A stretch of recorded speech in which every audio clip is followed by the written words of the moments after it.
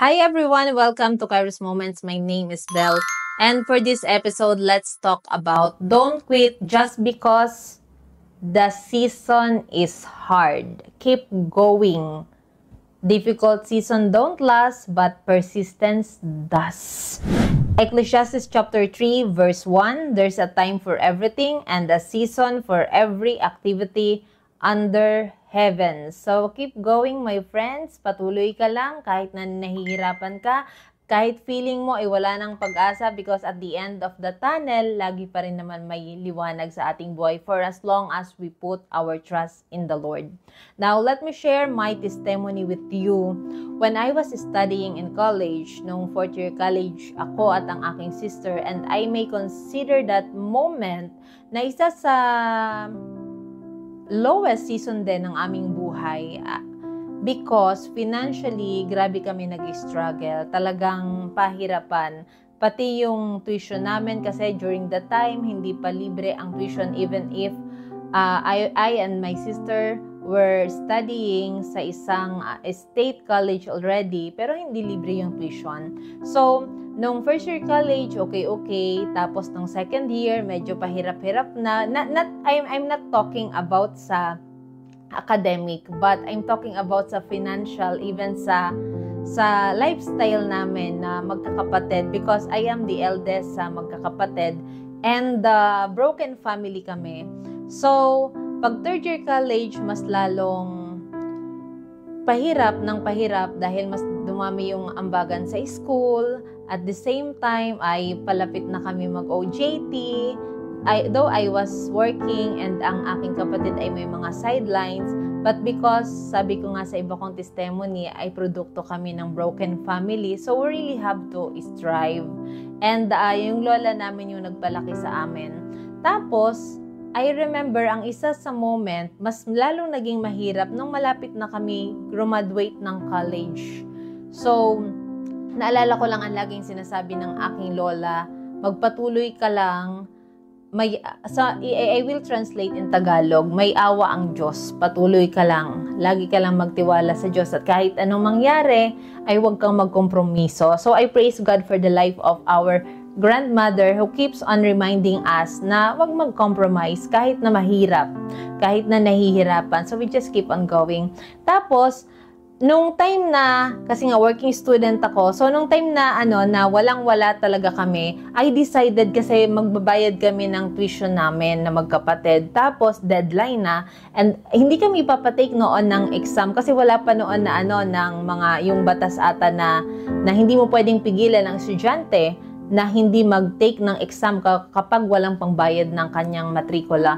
So, I decided na yung sweldo ko dahil na-delay ay 1 lako na lang. So, I had no choice kundi kumapit sa nagpapautang. And I met a person doon sa lugar kung saan kasi may mga nag-reporter ako sa province namin. At the same time, nag-writer ako.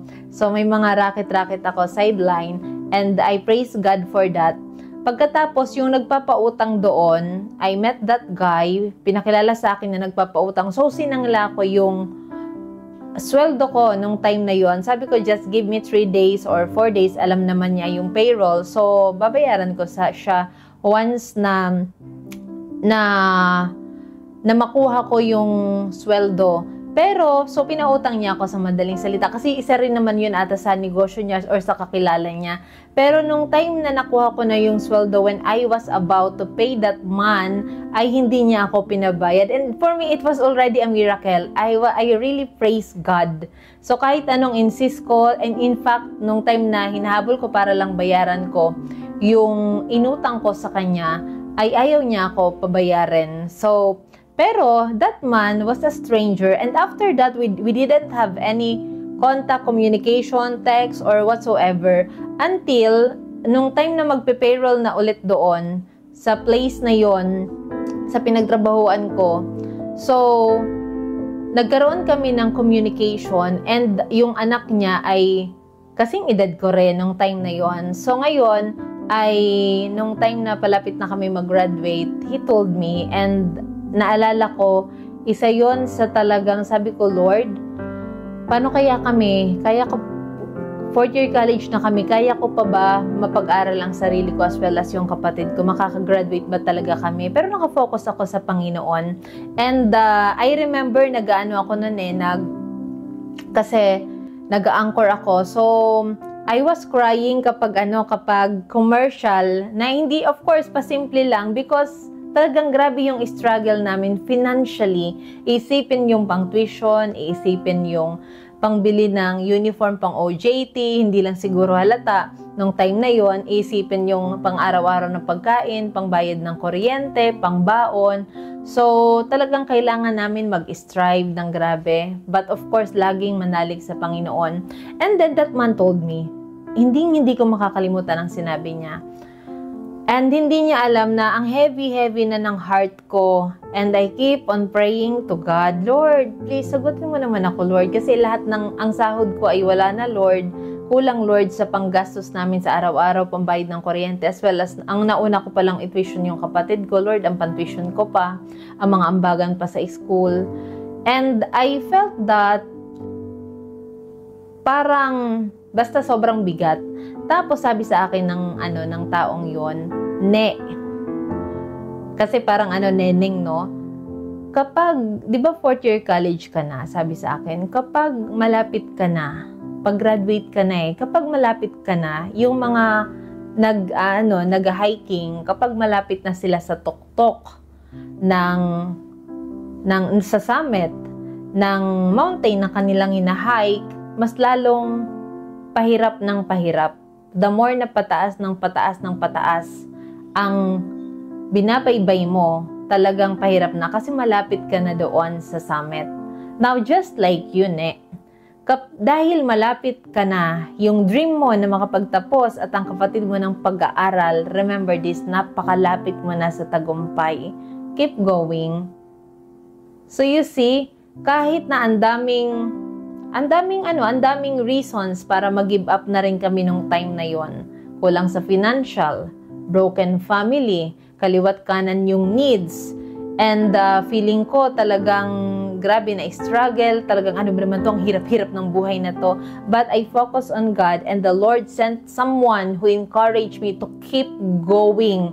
So you see, kung nung time na yon sobrang napakahirap financially, naiisipin namin wala namang financial capacity yung aming nanay, even ang aming tatay kasi may family na rin sa iba.